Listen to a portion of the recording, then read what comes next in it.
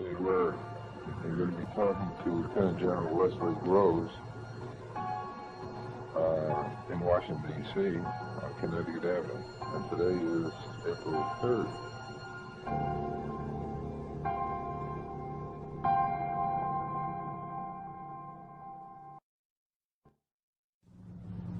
Not dropping on a real target meant that he was throwing mud on Roosevelt, who started this thing. Why start a thing like this if you're not going to use it? But there was never any thought of not dropping it on the real target by the people who were responsible.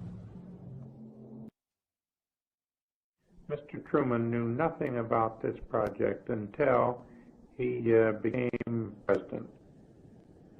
After all, a new president is in a terrible spot, particularly one like Truman, who didn't know anything. Mr. Truman did not like to read long reports, and this report was not long, considering the size of the project. It's about 24 pages.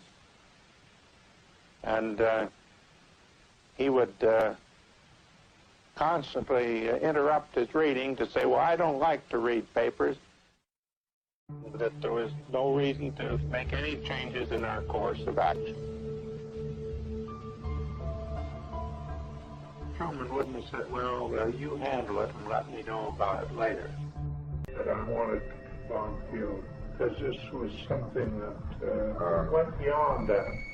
The first city to be bombed, we wanted it to be big enough so that the effects of the bomb would run out. I went to see Stimson about some matter. He asked me then if I was ready yet with my target recommendation.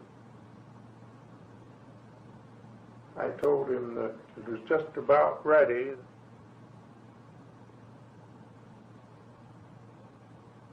He said to me, what are your targets?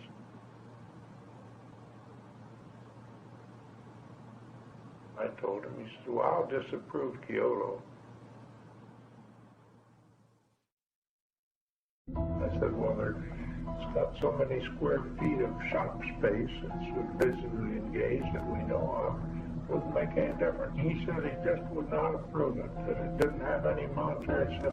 After insisting on Kyoto, I must have gone back at Stimson at least 6 or 8 times, not believing in the military doctrine that once the superiors made a decision, that's it. It would have come out sooner or later in a congressional hearing, if nowhere else, just when we could have dropped the bomb if we didn't use it. The targets themselves were to be Hiroshima.